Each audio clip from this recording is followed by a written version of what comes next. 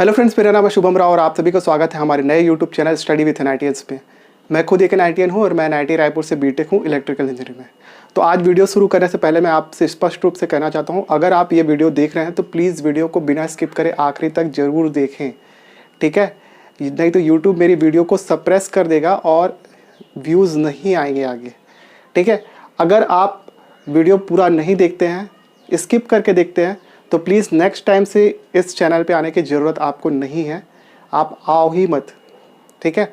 मैं clear cut आपको बोल रहा हूँ, अगर देखना है तो पूरा देखो, अदरवाइज़ 4-4, 5-5 मिनट के वीडियो वॉच करने से क्या फ़ायदा।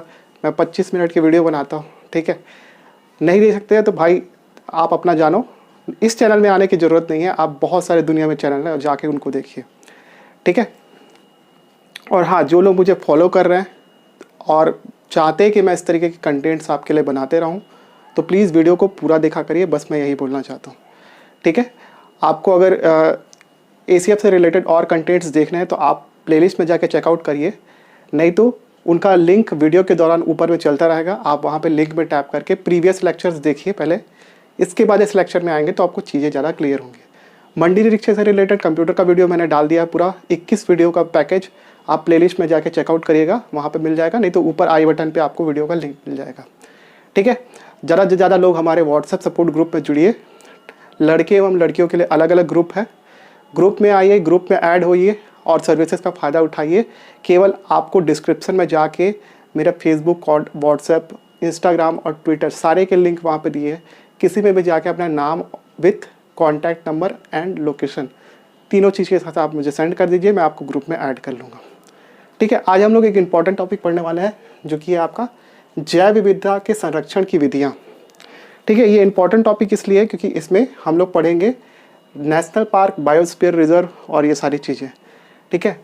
नेशनल पार्क क्या होता है, इनकी क्राइटेरिया क्या है, इनसे रिलेटेड चीज़ें। सबसे पहले हम लोग देखते हैं कि इसका क्लासिफिकेशन क्या है। सबसे पहले है आपका इन सीटू कंजर्वेशन। तो जैव विविधता को संरक्षण करने के लिए हमारे पास दो तरीके हैं। एक तो है इन सीटू। इन सीटू को मतलब नाम से स्पष्ट है, इसको हिंदी में बोलते हैं स्वस्थानिक संरक्षण, मतलब जो जहाँ पर है उसका वहीं पे संरक्षण किया जाए, सिंपल सा मतलब इन सीटू का, ठीक है? काइंड ऑफ एग्जांपल, एक छत्तीसगढ़ में पाए जाने वाला जीव का संरक्षण, मान लो वो रायपुर में मिलता है, तो रायपुर के जीव का संरक्षण केवल रायपुर में किया जाएगा, कहीं बाहर ले जाके नहीं किया जाएगा। XC2 का मतलब क्या है? जैसे मान लीजिए अब रायपुर का कोई जीव है, अब मेरे को रायपुर में तो नेशनल हाईवे बनाना है, मेरे को बहुत सारे प्रोजेक्ट बनाने हैं, तो रायपुर में उस प्रकार के जीव का संरक्षण नहीं किया जा सकता क्योंकि यहाँ पे हमको दूसरी चीज़ें करनी है। तो हमने क्या किया है, वो जीव को उठा के भिलाई भेज दिया और भिलाई में जाके उसका संरक्षण किया जा रहा है, वो कहलाता है XC2 कंजर्वेशन। मैं जानता हूँ बहुत बकवास सा एग्जाम्पल था, बट समझने के लिए आप समझ गए होंगे, मैं जानता हूँ, ठीक है? इसको हिंदी में बोलते हैं पर स्थानीय संरक्षण, ओके? इन सीटू कंजर्वेशन के अंदर क्या क्या चीज़ें आती है वो हम लोग देखते हैं। सबसे पहले राष्ट्रीय उद्यान, जैव मंडल आरक्षित क्षेत्र मतलब आपका बायोस्फीयर रिजर्व, वन्य प्राणी अभ्यारण्य, ठीक है? आरक्षित क्षेत्र, संरक्षित क्षेत्र, इनमें भी क्लासिफिकेशन है, मैं आपको अभी बताऊंगा जब एक्सप्लेन करूंगा इसको। एक है पवित्र उपवन एवं झीलें, ठीक है? आपको इसका क्लासिफिकेशन एक्चुअली याद करना है। आपके एग्जाम में इस टाइप के क्वेश्चन पूछ देंगे कि राष्ट्रीय उद्यान किस प्रकार का कंजर्वेशन है, जैव विविधता का कंजर्वेशन, तो आपको पता होना चाहिए स्वस्थानीय प्रकार का है या फिर इन सीटू कंजर्वेशन है, ठीक है? चिड़ियाघर आपके XC2 में क्या आएगा? चिड़ियाघर मतलब जैसे मान लो यहाँ का जीव उठा के मैंने मैत्री गार्डन में डाल दिया, ठीक है? तो रायपुर का था लेकिन मैत्री गार्डन में चला गया, तो वो क्या कहलाया? XC2 conservation. चिड़ियाघर, वनस्पति उद्यान, और ये क्वेश्चन आ चुका है एग्जाम में, और किस में आया मेरे ख्याल से, हाँ व्यापम में आ चुका है ये क्वेश्चन। वनस्पति उद्यान किस प्रकार का संरक्षण है? तो वो XC2 कंजर्वेशन है। कभी कभी उद्यान देख के ऐसा लगता है राष्ट्रीय उद्यान, वनस्पति उद्यान, नाम एक ही टाइप का लग रहा है, ठीक है? लेकिन हाँ, ये और ये बिल्कुल अलग चीज़ है। वनस्पति उद्यान को इंग्लिश में बोलते हैं बोटैनिकल गार्डन, ठीक है? ध्यान देना ना, तो वनस्पति उद्यान क्या है? XC2 कंजर्वेशन है, इसको याद रखना अच्छे से। इसके बाद है आपका जीन बैंक, बीज बैंक, निम्न तापीय संरक्षण, इसको इंग्लिश में बोलते हैं क्रायो प्रिजर्वेशन, ठीक है? इसमें नाइट्रोजन का यूज़ किया जाता है, लिक्विड नाइट्रोजन का, 196 -196 डिग्री में इसको कंजर्वेट किया जाता है। मैं अभी बताऊंगा आपको जब एक्सप्लेन करूंगा ये सारी चीज़ें। आप केवल क्लासिफिकेशन अभी देखिए, ठीक है। तो हम लोग अभी एक एक करके सबके बारे में पढ़ेंगे। सबसे पहले हम लोग इन सिटू कंजर्वेशन देखते हैं। ये काफ़ी बड़ा टॉपिक है, जितना हो सकता है कवर इस लेक्चर में मैं कोशिश करूँगा कवर करने की, जो कि हम लोग थोड़ी देर में देखेंगे, ठीक है। मैं इसको कवर करने की कोशिश करूँगा आज, और अगर समय मिला तो फिर मैं आपको एक्स सिटू कंजर्वेशन भी बताऊँगा, ठीक है। तो हम लोग देखते हैं थोड़ी देर में। तो चलिए इन सिटू कंजर्वेशन में पहला टॉपिक देखते हैं, उसका नाम है आपका राष्ट्रीय उद्यान, ठीक है। राष्ट्रीय उद्यान और वन्य जीव अभ्यारण्य को कंपेयर करके आपको चीज़ें याद रखनी है, ठीक है। इसको अगर कंपेयर करके याद रखोगे तो चीज़ें आपको ज़्यादा क्लियर होंगी, ठीक है। और हाँ, मेरे लगभग 52% ऐसे व्यूअर्स हैं जिन्होंने मेरा चैनल सब्सक्राइब नहीं किया है। तो प्लीज़ अगर आप कुछ इस चैनल से ले रहे हो तो मैं आपसे इतना ही रिक्वेस्ट कर रहा हूँ कि आप सब्सक्राइब करके बेल नोटिफिकेशन को दबा दोगे तो क्या चला जाएगा आपका।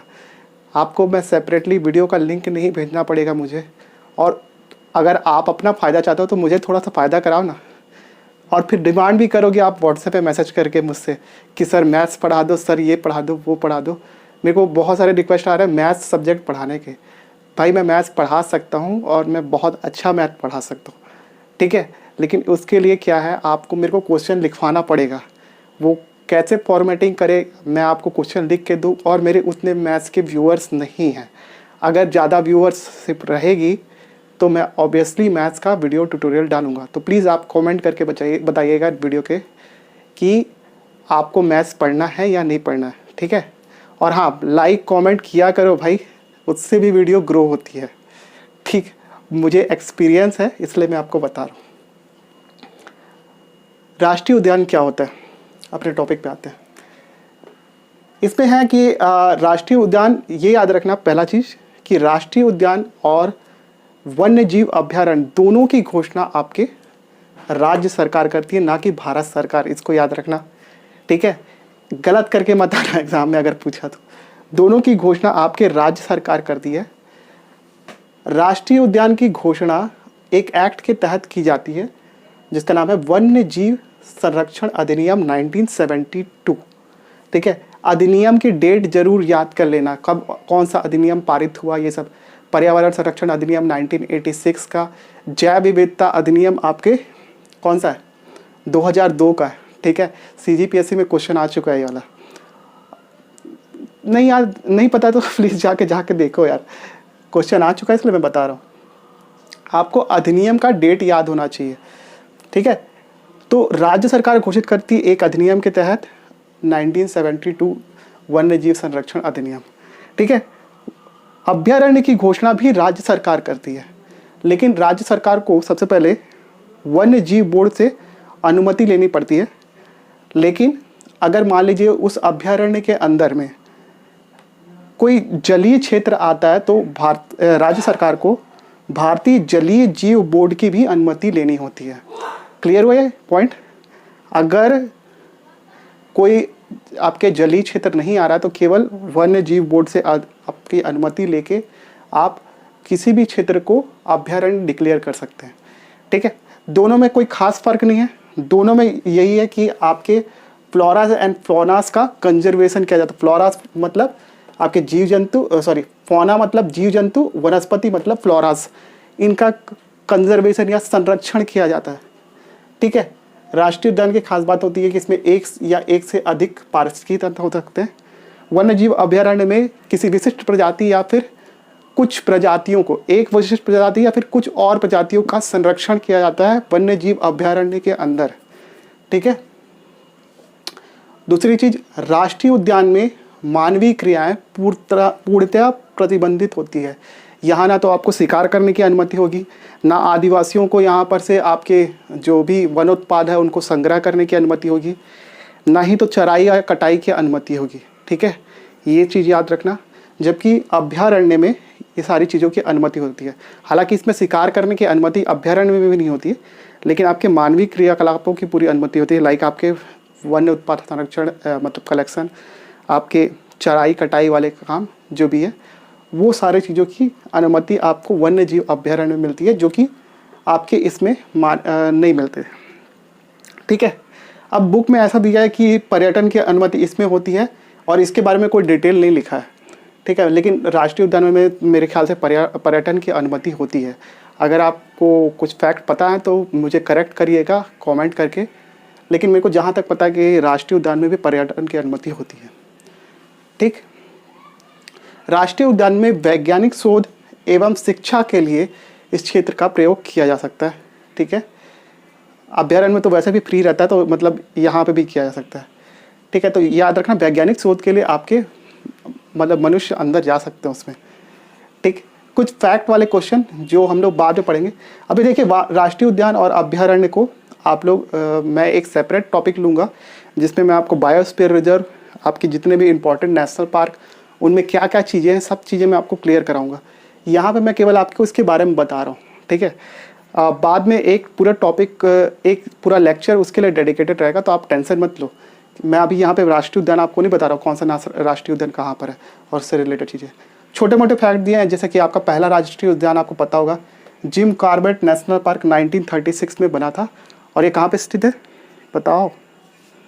उत्तराखंड में स्थित है, ठीक है। जिम कॉर्बेट एक साइंटिस्ट थे जिन्होंने वहाँ पे नेशनल पार्क इस्टेब्लिश किया था, ठीक है। अगर वो भी नहीं पता तो आप जाके देखो मैन वर्सेस वाइल्ड, मोदी जहाँ पर बेयर ग्रिल्स के साथ शूटिंग करने गए थे ना, वही आपका जिम कॉर्बेट नेशनल पार्क है, ठीक है। वो भी नहीं पता, काल पिक्चर की शूटिंग आपके जिम कॉर्बेट नेशनल पार्क में हुई थी। अब वो भी नहीं पता तो आप स्प्लिट्सविला जाके देखो, ठीक है। सनी लियोनी ने स्प्लिट्सविला की शूटिंग कहाँ की थी? तो आपके जिम कॉर्बेट नेशनल पार्क में की थी, ठीक है। तो जिम कॉर्बेट नेशनल पार्क को आप याद रखना। सबसे बड़ा आपका राष्ट्रीय उद्यान कौन सा है? हेमिस हाई, और सबसे छोटा है आपका साउथ बटन। साउथ बटन आपके अंडमान निकोबार में, सबसे बड़ा वाला जो हेमिस हाई है वो आपके जम्मू एंड कश्मीर किश्तवाड़ डिस्ट्रिक्ट में, ठीक है। सबसे ऊंचा मतलब सी लेवल से जिसकी हाइट सबसे ऊंची है वो है आपका नामदफा नेशनल पार्क, और ये है आपके अरुणाचल प्रदेश में। टेंशन मत लो, मैं सारी चीज़ें आपको मैप में लोकेट करके दिखाऊंगा, लेकिन उससे पहले मेरे को आपको मैप पढ़ाना पड़ेगा। मैप में कहाँ कहाँ कौन कौन से स्टेट है वो हम लोग एक दिन पूरा करेंगे, टेंशन मत लो उसका, ठीक है।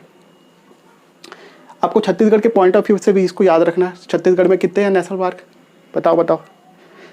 3 नेशनल पार्क है छत्तीसगढ़ में, ठीक है। सबसे पहले आपका गुरु घासीदास नेशनल पार्क, आपका कांगेर वैली नेशनल पार्क, और आपका इंद्रावती नेशनल पार्क, ठीक है। ये 3 नेशनल पार्क है, और आपके 11 वन्य जीव अभ्यारण्य हैं, ठीक है। तो आपको ये छोटा मोटी जो चीज़ें हैं वो आपको याद होनी चाहिए, और ये सारी चीज़ें मैंने आपको बता दी। वन्य जीव अभ्यारण्य समझ में आया क्या होता है? तो अगर आप इन दोनों को कंपेयर करके याद करोगे तो आपको चीज़ें आसानी से क्लियर होगी, ठीक है। इसके बाद कुछ और चीज़ें हैं जो हम लोग थोड़ी देर में देखते हैं। तो चलिए इन situ कंजर्वेशन से रिलेटेड एक और टॉपिक पे चर्चा करते हैं, और वो है आपका समुदाय एवं संरक्षण आगार, ठीक है। इसी को कम्युनिटी रिजर्व भी बोलते हैं।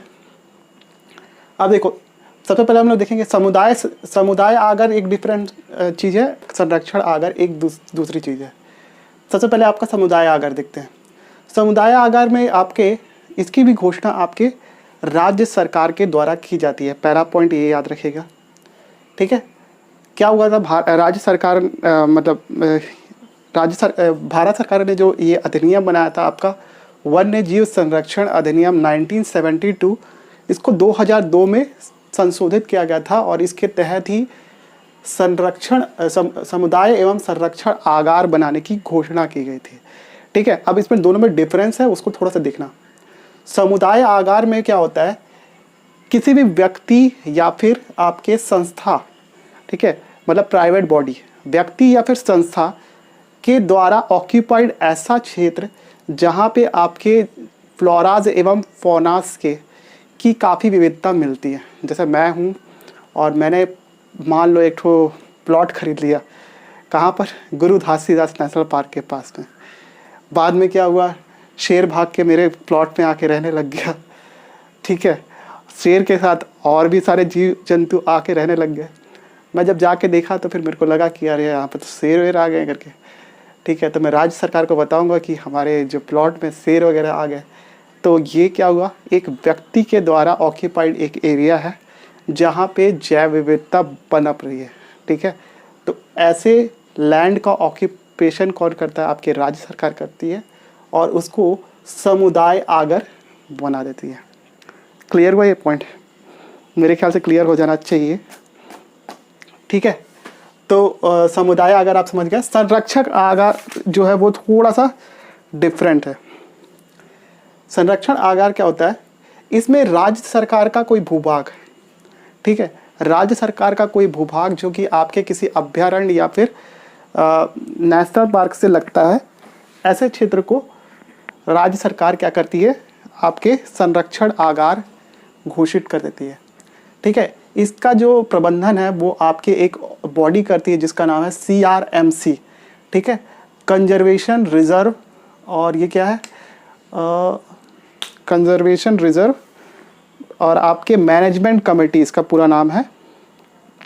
हिंदी में इसको बोलते हैं संरक्षण आरक्षित प्रबंधन समिति। ठीक है, इसके द्वारा ये बॉडी रेगुलेट करती है किसको?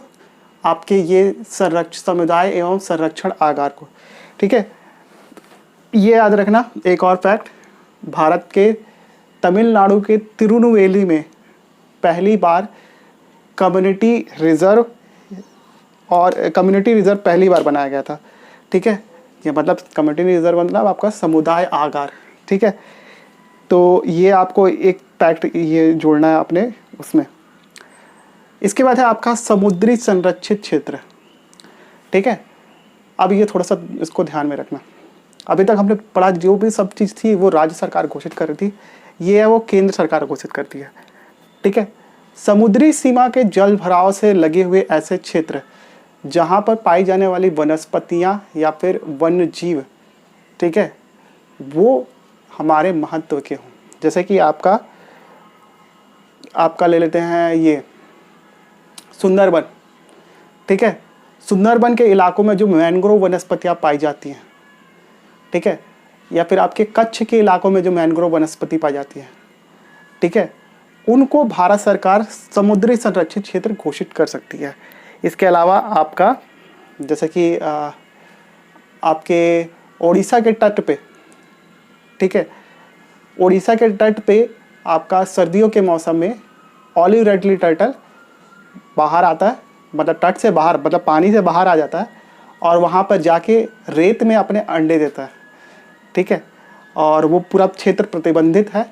ठीक है, मैं वहाँ जा चुका हूँ इसलिए मेरे को पता है, और वो क्षेत्र पूरा प्रतिबंधित है और वहाँ पे अंडे देता है, बच्चे अपने उसके बच्चे भी निकलते हैं वहाँ से, इसलिए उस क्षेत्र में आपका जो मैन का मूवमेंट है वो ख़त्म कर दिया गया और वो पूरी तरीके से प्रतिबंधित क्षेत्र है। ठीक है, आप दूर से जाके जरा देख सकते हो, और जब मौसम ना हो, ठीक है, उनके मीटिंग का, तब जाके आप देख सकते हो, तो आपको कछुए दिख भी जाएंगे वहाँ पर। लेकिन फ़िलहाल तो ये प्रतिबंधित क्षेत्र इस तरह का घोषित किया जा सकता है। ठीक है, इसकी 3 वैरायटी होती है।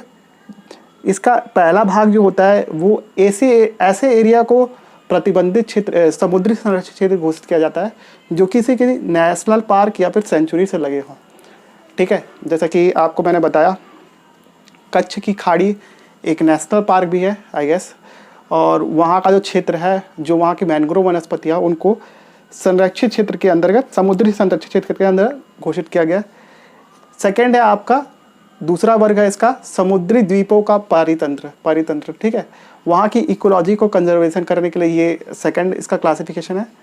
ठीक है, उसके बाद जैसे मैंने तीसरा भाग आपको बताया कि तट के किनारे के जो भी रेत वगैरह होते हैं, रेत वगैरह के इलाके, उनको भी आपका समुद्री संरक्षित क्षेत्र घोषित किया जा सकता है। जैसे आपका मैंने ऑलिव रेडली टर्टल का एग्जाम्पल दिया उड़ीसा में। ठीक है, तो ये 3 कैटेगरी थी। इस पर कुछ और फैक्ट्स लिखे हुए हैं बुक में, जो कि मैं आपको बता देता हूँ एक बार पढ़ के, क्योंकि मेरा लिखने का मन नहीं कर रहा क्योंकि बोर्ड भर गया है। ठीक है, कच्छ की खाड़ी को समुद्री राष्ट्रीय पार्क घोषित किया गया था, जो कि आपके जामनगर में, ये भारत का पहला समुद्री राष्ट्रीय पार्क है। ठीक है, 1980s में इसे राष्ट्रीय पार्क और 1982 में इसको समुद्री संरक्षित क्षेत्र घोषित किया गया था। तो मैंने आपको कच्छ का एग्जाम्पल दिया। ठीक है, सेकंड है आपका गहीर माथा के बारे में मैंने आपको बताया अभी थोड़ी देर पहले। वहाँ के जो ऑलिव रेडली टर्टल यहाँ पे आता है, उस एरिया को भी आपका समुद्री संरक्षित क्षेत्र घोषित किया गया। इसके अलावा आपकी कच्छ की खाड़ी में भारत का पहला मरीन इको सेंसिटिव जोन घोषित किया गया। ठीक है। अगर दुनिया की बात की जाए तो जो अंटार्कटिका में एक रॉस सागर करके एक जगह है, ठीक है, वो दुनिया का सबसे बड़ा समुद्री संरक्षित क्षेत्र है, ठीक है, ये याद रखना। इसके बाद एक अमेरिका में एक जगह है, और इसको पढ़ पाओगे कि नहीं पढ़ पाओगे मैं बता देता हूँ। लिखो, मैं यहाँ पे लिख देता हूँ, मेरे को भी इसको पढ़ने में बहुत, लेकिन अब उठ पटांग नाम में क्या करूँ। इसका नाम याद रखना, पापा हाना उमू, ठीक है, कुआकी, पापा हाना उमो कुआकी, ठीक है। और ये जगह है आपके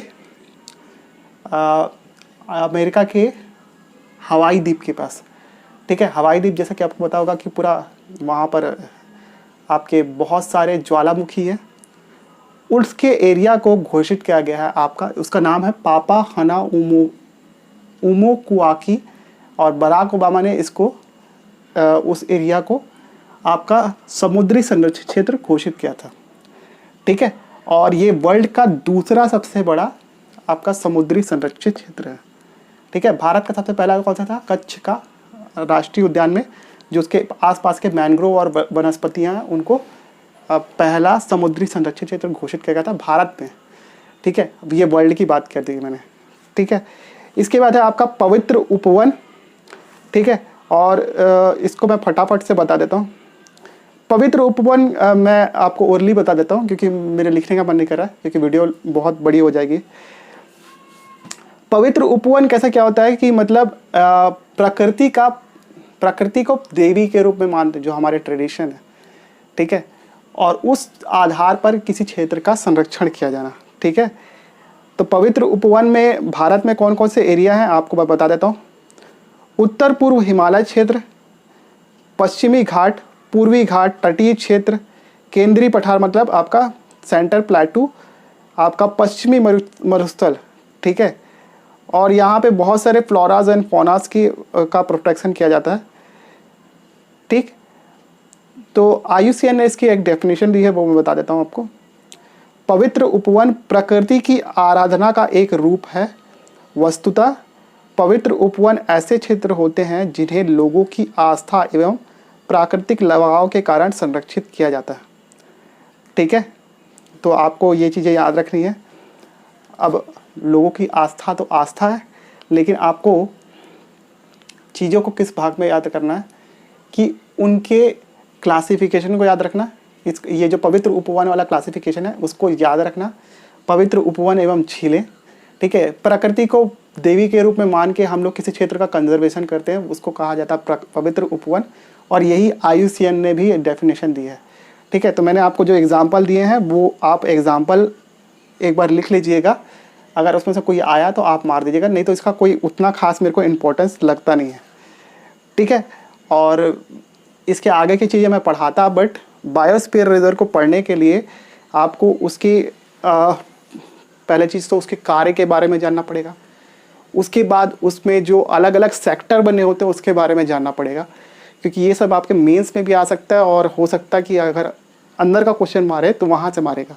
तो ये टॉपिक वैसे बहुत बड़ा है, तो मैं एक क्लास में आपको कंप्लीट नहीं करा सकता, इसके लिए 2 क्लास मिनिमम लगेगी, ठीक है। तो आज का वीडियो इतना ही रहने देते हैं। नेक्स्ट क्लास में हम लोग बायोस्फीयर रिजर्व के बारे में पढ़ेंगे, और जो फिर आपका XC2 कंजर्वेशन था उसको हम लोग ख़त्म करने की कोशिश करेंगे, ठीक है। तब तक के लिए आप वीडियो को प्लीज़ लाइक कीजिए, चैनल में नए तो सब्सक्राइब कीजिए, ठीक है। ज़्यादा से ज़्यादा इस वीडियो को शेयर करिए, एटलीस्ट उन लोगों को जिनके पास पैसे नहीं है कोचिंग इंस्टीट्यूट को देने के लिए, या फिर वो ACF, मंडी निरीक्षक और बाकी सारे कॉम्पिटिटिव एग्जामिनेशन की तैयारी कर रहे हैं। प्लीज़ उनको शेयर करिए और थोड़ा सपोर्ट कर दोगे तो आप ही का भला होगा यार, मैं आपको और वीडियो दूंगा, ठीक है। इसके अलावा आप ज़्यादा से ज़्यादा व्हाट्सएप ग्रुप में जुड़िए। व्हाट्सएप ग्रुप में जुड़ने के लिए मैंने आपको सारे प्रोसेस बता दिए हैं, वहाँ जुड़िए और जो भी वहाँ पे सर्विसेज फ्री ऑफ कॉस्ट मिल रही है उनका फ़ायदा उठाइए। और thank you so much for watching this video. Have a good day.